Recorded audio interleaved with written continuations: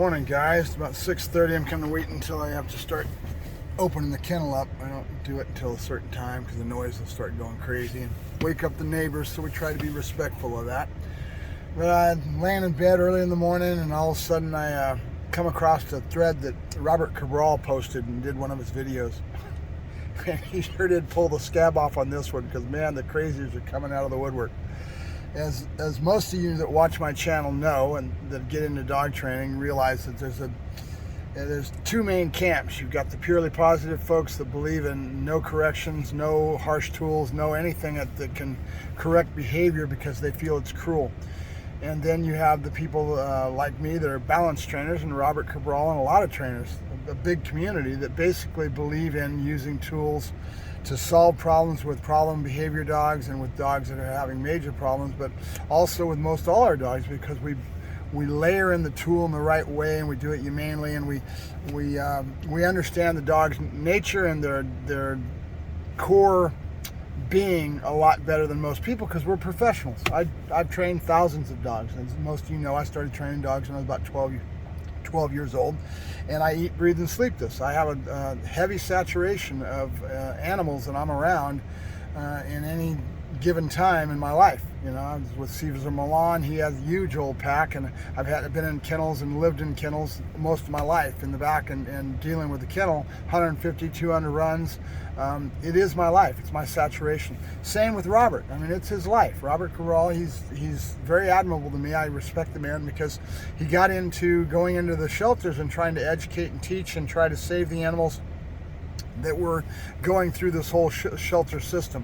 And I think that's very admirable, and he was, leading edge in that regards, being in the LA basin.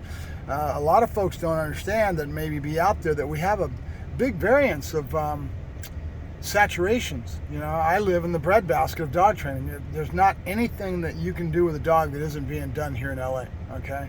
And in the LA basin, San Diego, we have some of the best dog trainers in the world that are here. And that's because we have such a heavy saturation and interest and love for what we're into, right? And that includes ring sport, PSA, Schutzen. I've got more clubs than you can shake a stick at around me, and more people that have working dogs and that are applying it to a very high level than you can ever find probably anywhere in the world. I mean, it's the breadbasket of dog training. It's a dream, to be able to be around this type of saturation and have a community. And I take full advantage of it. I go to ring sport trials, Schutzen trials. I hang out with a lot of different trainers. And I do a lot of different things with my dogs because I can get around this sort of thing and have that knowledge base that's around me. There's a lot of places in the country, a lot of trainers have moved out of here that I know in the last year or two because they've gone to other places that don't have that heavy of a saturation because they want to make a living, and now they are out there. And now they have a stronger market because they don't have as many dog trainers around them competing with them. It makes a lot of sense, right? So there's a lot of areas in the country that are out there that don't have the resources that we have, okay? And I won't go into states and things like that, but even in law enforcement and all kinds of things, it's a matter of your knowledge base and it's a matter of your resource base that you have around you to be able to give you these things that you have to be able to apply. So Robert, going back to his video that really stirred the pot, he just like stirring all that muck off the bottom or hitting the beehive, man. These people came out of the woodwork. But it's because of how he approached it, and I think he kind of wanted to in a way, and it got him some attention. I mean, there's a huge thread going on right now with Robert's post that he posted to Facebook, and he's got a lot of attention in that regards. And so I thought I would do a little video and kind of highlight some of the points that he didn't highlight. And I think by now he realizes maybe it's a double-edged sword, guys. You can come out and do a negative post like that. He slammed the other side in such a way that he called them idiots and he called them this and that. And in a way I understand where he's coming from because he's in the trenches. He's lived it. He's seen this stuff. The bare bones idiocy, these people don't understand. Okay, and I'm not going to call them names. It's ignorance. Okay, and I'll call you ignorant. Okay, you're an ignorant fool, is what you are, and I'll leave it at that. I won't go more disparaging than that, but you really are ignorant, because one of the people is leading the pack over there and just trying to stir the pot. She's jumping into every comment. She's making negative based comments based on how cruel can you be to use such tools and that kind of a vein. They're out there. They're out there, people. There's people that will never open their mind to learn and grow and want to disparage the other side. And that's kind of what I feel when I've gotten out here and kind of experienced it. The purely positive have a tendency to want to demonize us, right? And that's just the life we have to live. But calling them names, going them out that way is not really the answer in my mind. Though stirring the pot and getting a lot of attention in that regards, oh, he did the right thing, and now he's probably going to go way up in the numbers, and he'll be all that and then some, all the more. And a lot of times that's what you're after. I mean, I kind of sense that in a way, that people want to get that. And sure, it works. Negative advertisement works, and that's what he's going to get. He's going to get negative advertisement, and boom, he'll get a lot more looks and a lot more people looking at him because of taking that vein and calling these people names and going after him in that way. And I understand where his point of view is, because he's, like I said, he's been fighting the fight, and you get a little irritated, you get a little bit jaded, and to a point where you really just, you're tired of idiots. And I apologize if you're one of those people that you feel the way you feel, and that you want to fight the fight. But remember, if you're going to get in the kitchen, in the kitchen, you got to be able to handle the heat. You know what I mean? And so that's what Robert's going to suffer in that regards. He's basically going to have a bunch more idiots coming at him. It's kind of sad. But some of the key points I wanted to point out and kind of accent that Robert didn't. Okay, he mentions harnesses. Okay, dogs have a natural instinctive tendency to pull against a harness. We call it opposition reflex. They pull against anything that's pulled against them. That's why a lot of people have failure when they don't understand about the nature of the dog and the dog's instincts to pull against something. That's why a flat collar is looked down on in our circles, in the balanced dog training circles, because the dog's going to want to pull into this flat collar, right? It's a lot better to always lead your dog with slack and to give him taps with a slip lead if he's got the right energy levels, and you can do it, fine. You can do a step ladder technique, right? Let's see if that works. If it doesn't work, you move to the next thing, and you move up the ladder until you find the sweet spot that's going to work with that animal. That's one approach. Me, I just jump to the tools that I'm used to using, and I know I can use it in a humane way, and I'll go to my pinch collar, because a pinch collar works a lot better in a lot of ways. I used to use chokes back in the day. It was always advocated with the AKC crowd, and when I first started, that's what we used. And we learned to use what we call the jerk release. Back then, that's what it's called. Terminology changes with time, and now you'll hear it called a leash pop, okay? But it's the same thing. You're leading with slack in the leash all the time, and you're coming out with a little pop out of the blue, and that energy that you're putting into that correction is up to you. And so one of the people made the point, and they were on the positive side, and they were being the negative against Robert because he stirred the pot like he did. They were making the thing that the person with the brain is the one that really is the most important. And you're totally correct. You're totally correct.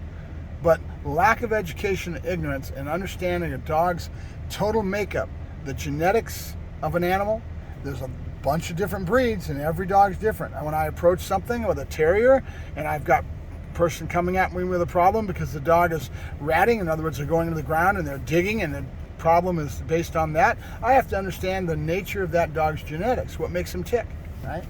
So every dog is different in that respect.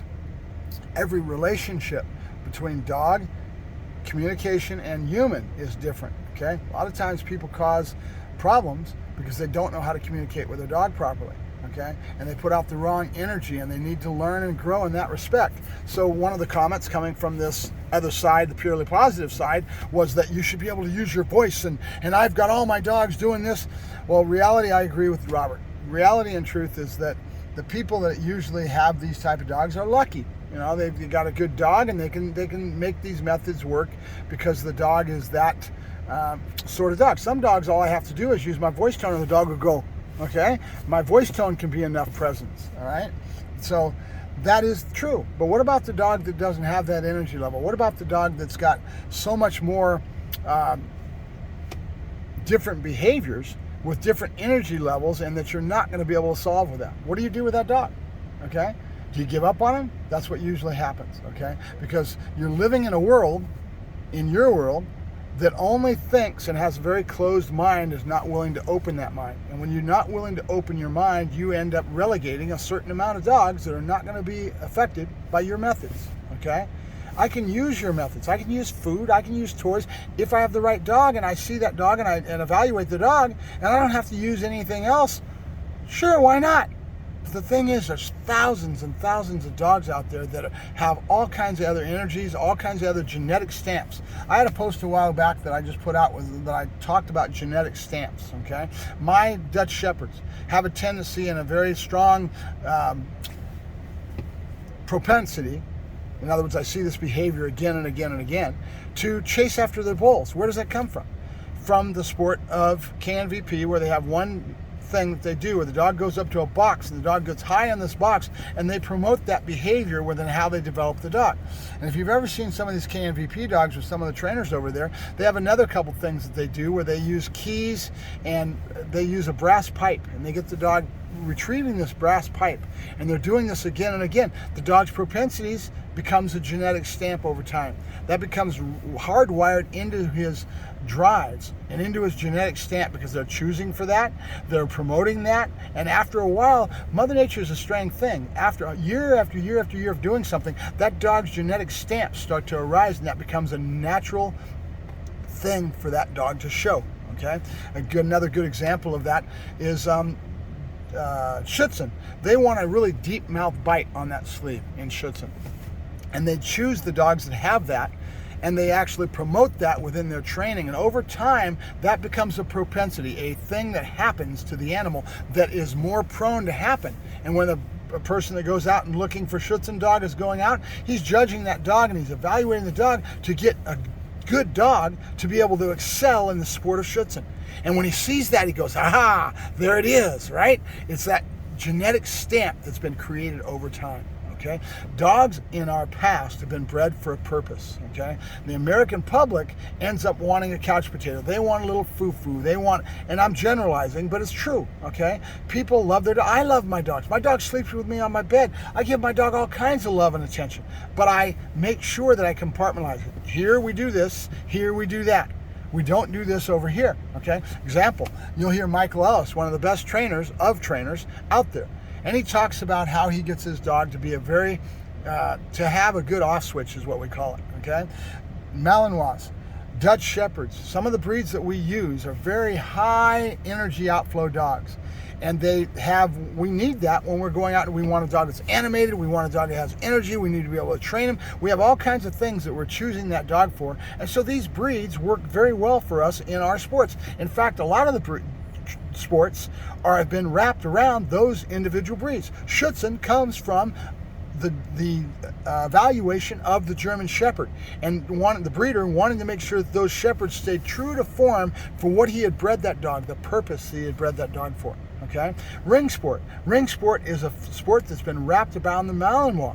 Okay, it is a sport that has been wrapped around that dog. Does it mean that other dogs can't play in those sports? No, they can play in those sports. We call those off breeds, and you'll see every now and then you'll see a breed that really doesn't match up to the overall makeup of that sport that's been wrapped around that breed, but we're allowed to have other dogs, and I admire the heck out of it. There's one girl that's working a little husky, and she's going to put a BH. She already put a BH on the dog, which is a Schutzen title. It's the first one, and then she's going to go for a Schutzen one. She's working her ass off to get this dog that doesn't have those propensities, those drives, and those aspects of the dog to do a Schutzen one. And she's going to probably pull it off. It's going to be a lot of work, but they'll give her a pat on the back. They'll give her that if her dog can do it. It has to play by the rules of the game, and she'll be judged by a different factor. But there's a chance that she might pull this off. And if she does pull this off with this little husky, it will be a world. What do you want to call it? I'm doing a brain blank here. She will have done something that's never been done before, okay? And it's so admirable, okay? But she's having to work her ass off to do it, okay? So I'm trying to get across the point, going back to my point, is genetic stamps, okay? These are things that have been hardwired into the dog, that are looked for, that are chosen for, that are bred into the animal over time for the purpose that we're using the dog for. So the sports are kind of our only purpose now. It used to be that the dogs were used for a purpose in a real practical sense. They needed these dogs to be herding dogs, to protect the home, flock guardian dogs. That's what they were bred for. They were bred for a purpose. And now society is losing this because we don't have the purposes anymore, right? So all we have is we have these sports that we have that kind of go into that, and societies draw towards what society wants for them. That's why Americans, as far as I'm concerned, screw up everything they get their hands on. They don't have a purpose. They want a couch potato. So now they're breeding for a pet quality dog that ends up being a pet quality dog. I breed for a purpose, okay? That means my market's a lot less, and I cannot place these dogs as well and as easy because I'm fighting against the grain, because society doesn't need what I'm breeding. Society as a whole, okay? But there's plenty of people out there, law enforcement and working dog people that I have out there. Don't worry about it. But in a general sense, that's the swimming up the river and going upstream that I have to deal with all the time. It's just a fact of life. I had another lady that was a breeder, and she came and she's going to breed to a certain show shepherd, right? And her point was that she wants to breed for pet. And then again, there goes the breed, and it goes to another side that I don't agree with. I don't disagree with it. I think they're a beautiful dog and they have their purpose in a show ring, but I don't cotton to it. It's not something I'm into. I'm into working dogs. I train and I work working dogs for the most part, and I handle a lot of problem behavior, and I can handle that, right? But that's because of the world I live in. So back to genetic stamps. This is why I'm rambling here, but stay with me. Bottom line is that pulling against a harness, or what Robert was trying to say, is a natural genetic trait of most all dogs. They pull into, they have opposition reflex. It's a very natural thing for a dog to do. That's why we don't advocate and we don't use harnesses, okay? I use a harness when I'm using protection work, and I put a harness on a dog because I want him to pull into that, and I want that for some of the aspects that I've got to use for training a protection dog, okay? That's why I use a harness. But then I get to a point where I don't want the dog to be cued because I train dogs for real. In other words, my personal protection, executive protection, that's what I specialize in. So I will get to a point where I'll start not putting the harness on the dog because I don't want him to be cued into the work. I don't want him to think right when that harness is on, he's going to go out and do bite work. He's got to learn to work on a flat collar and other modes. And then I start mixing it up, and there's all kinds of things. But bottom line, guys, that we're never going to stop having these sides. You're always going to have ignorance, okay? You're going to have a lack of knowledge and a lack of understanding. The most important way in my mind, and this goes out to you, Robert, is to don't stir the pot to the point where you get these nuts to come out of the woodwork. As far as I'm concerned, they're nuts, okay? That's my personal opinion. And cause them to want to go against us and fight. I know it's a fun thing to watch these people. God, I want to get right in with you, Robert. I want to call them idiots. I want to call them all these names because I really feel this way. It's ignorance, okay? They don't understand. They don't have the knowledge, and they've closed their mind off to learning, and so they don't want to learn, okay? So as an example of that, one of the things that I do, I use e-collars. One of the things I do when I'm going out and trying to proof my dog and get him a little better out in public, and I'm using an e-collar, I will have the collar very visible. I won't hide. I won't put a bandana on it. I won't go buy one of these special collars that hides it. And our industry is going that way all the time, trying to hide from these people that want to be rabid and come after us. And they're rabid. They want to go up. They're going to try to change laws. And they get all this emotion behind them. And then they try to go after it in a legal sense by going to the city council and to pass laws and get laws put on the books that will take my tool away from it, okay? And reality and truth is they're wrong. And they're going to the politician that has no clue. He's not a trained dog trainer. He hasn't lived, eat, breathe, sleep dogs. He isn't the type of person like me and Robert that we eat, breathe, and sleep this. We help so many dogs be able to overcome them, and we give them satisfying lives. We give them the ability to have more freedom. That dog now, I can go out, and there's so many dogs, thousands of them, that are stuck in the backyard because then the person can't take them out because they pull them down the street, and they've been yanked onto the street, and they're dragged on their knees, and they've learned to just, and so they leave the dog in the backyard. Or they end up getting tired of all that, and the dog's unmanageable, and they take him to the pound and he gets put down. That's what Robert's trying to say, okay? With training methods, if you know what you're doing, you can save thousands of dogs because we know what we're doing. And yes, our methods are a little bit more harsher. We're using a tool that has more of a higher pain threshold. It's reality. Robert doesn't want to use that word. He wants to act like that. It's not true. But if you use it properly and you don't put total constant tension on it, and you know what you're doing and you understand how to use the tool, that's why I say always leave the dog with slack, right? It's how much you put into that jerk release or that leash pop or food, or I can use 1,001 different. I'm a balanced trainer. I use food, I use luring, I use all kinds of methods to condition a dog so that I don't have to go to that harsher methods if I can. But if the dog's already in this mindset because he's been pulling his owner down the street for 6-8 months, a year and a half, 2 years, that's already setting the dog. And if he's a stout dog, he's going to already have those propensities. He's going to have those things in his makeup that we've got to correct, and we've got to go roll back the tide. And if you try to do that with food and a cookie, God help you. Okay, a dog fighting dog's the same way. A dog fighting dog has this genetic makeup, and once he's out there and it's already there because of the ignorance of the person that had him in the first place, that didn't know, they didn't know any better. They're learning, they're growing, and by this time this behavior sets in, right? How are you going to stop it any other way than curbing the behavior, nipping it, and then slowly conditioning the dog and getting him to that happy place, right? You'll hear Robert talk about it all the time, where he's talking about the dog being not happy when they're in these states of mind. They're not. They're a neurotic mess, okay? And when they get to that neuroses, it's a sad thing. It really is. You've got to teach the dog. You've got to roll that back and condition the dog to have a more balanced life, and some of these tools are needed. It's just a fact. So we save a lot of dogs by using the tools that we do. That's what Robert's trying to advocate, okay?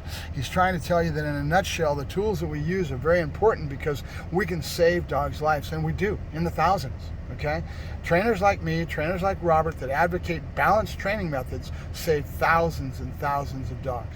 Okay, so again, back to those people that may be a little bit less knowledgeable and a little less understanding of the real true genetics of a dog and what makes him tick, okay, because we deal with thousands and thousands of dogs, okay. We understand the nature of a dog down to its true core, okay. We're not just somebody that has a couple dogs and is a little bit skewed in their thinking pattern and is into rescue and has all these dogs in their house. That's what he's trying to say, and he got disparaging with it, and I've kind of got some disparaging with some of my comments. The reason is because we have to deal with these people all the time. They come at us in waves, you know, and I can see maybe some of you guys getting upset and doing the same thing to me that you're doing to Robert, because I'm a balanced dog trainer. And here they come. Thanks, Robert. Thanks for stirring the pot. And here we go. I thank you very much, folks, for listening to me. It's already up to 20 minutes. I've been rambling for a while, but yes, you can see that I have a lot of passion for this, just like Robert does, okay? We have to fight this fight every day, and these people that don't have knowledge and don't have an understanding of the true core of what makes a dog tick, and even step back from that and understand human nature, because we work with the human to try to teach them and educate them and get them to go through these walls that they put up. Human nature, you know, everybody wants to love their animal. We all do, guys. We really do. But sometimes you have to do what you got to do, and you do it in the humane way, and you understand what you're doing, and you save a dog's life, and you make that team, the owner and the dog, with education, have a life that they never would have been able to have without our help, right? We help thousands of people. So I thank you very much. Mark Farash, your Protect Dog Training, signing off. Have a